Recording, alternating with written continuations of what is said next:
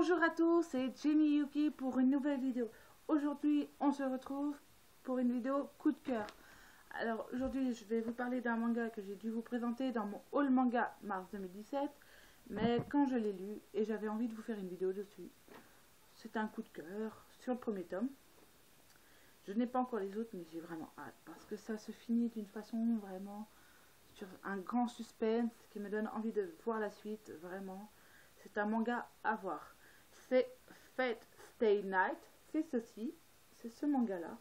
Vraiment, c'est un manga vraiment en fait, vous voyez la couverture, tu te demandes ce qui se passe et tout, et au début, ça n'avait pas trop l'air de m'intéresser. On m'en avait parlé, je disais, ouais, je sais pas. Et puis, quand je l'ai vu, désolé, il y a le chien qui aboie. Quand j'ai vu ce personnage, j'ai fait, c'est pas un manga qui allait m'intéresser. Puis je me suis dit, c'était le tome 1, j'allais essayer, pourquoi pas, on allait voir ce que ça allait donner. Alors je l'ai lu et j'ai vraiment fait adorer. C'est vraiment manga, vraiment, on s'imagine pas en fait l'histoire en fait. C'est vraiment intéressant. Puis plus je l'ai lu, plus il m'intéressait. En plus, le dessin est magnifique. Ils nous font des couleurs aussi, des images couleurs vraiment magnifiques, aussi sublimes. C'est vraiment des images couleurs très très jolies. Je les trouve magnifiques, juste simplement très très jolies. Alors, c'est un shonen, alors, un dessin de Date Nishiwaki d'après l'œuvre originale de Type Moon.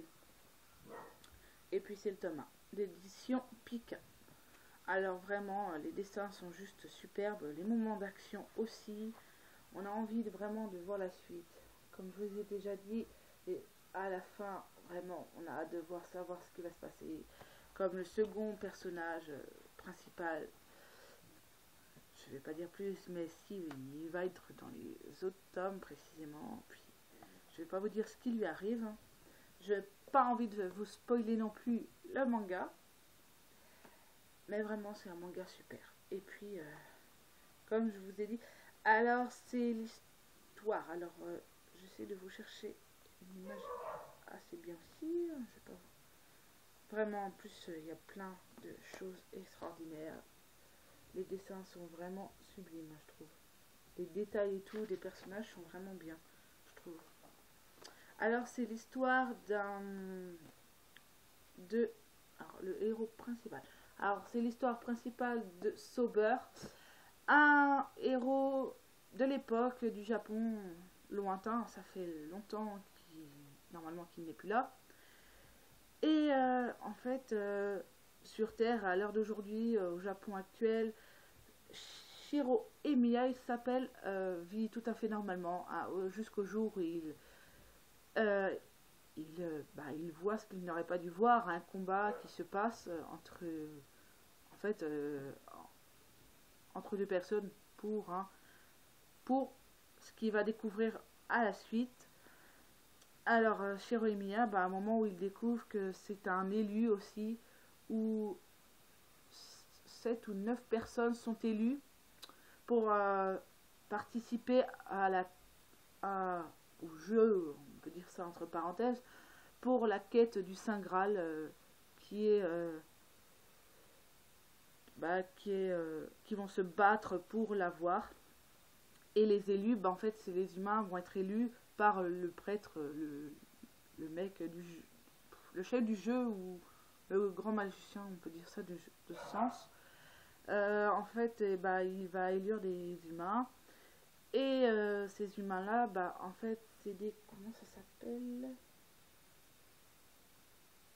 Des maîtres, en fait. Ça s'appelle comme ça. Ils vont l'appeler. Et ils vont être... ils vont avoir comment vous dire, un esprit de l'ancienne époque, de guerrier, pour les aider à combattre et à avoir le Saint Graal, en fait, à gagner le jeu, la partie, la guerre pour avoir le Saint Graal, en fait. Et Sober va être la servante de Shiro Emiya, ce jeune garçon qui ne comprend rien au début, mais qu'à un moment où le chef, le grand magicien qui qui l'a élu, lui dit que plus il n'acceptera pas, il y aura beaucoup de citoyens en danger. Et lui, bah, à ce moment-là, en fait, il accepte cette quête parce qu'il veut protéger le monde et des méchants, hein, des combats qui aura lieu. Et bah, cette Sauber va être sa servante et va l'aider à combattre. Voilà. Et je ne peux pas vous dire plus parce que j'ai que le tome 1 et j'ai vraiment hâte de voir la suite.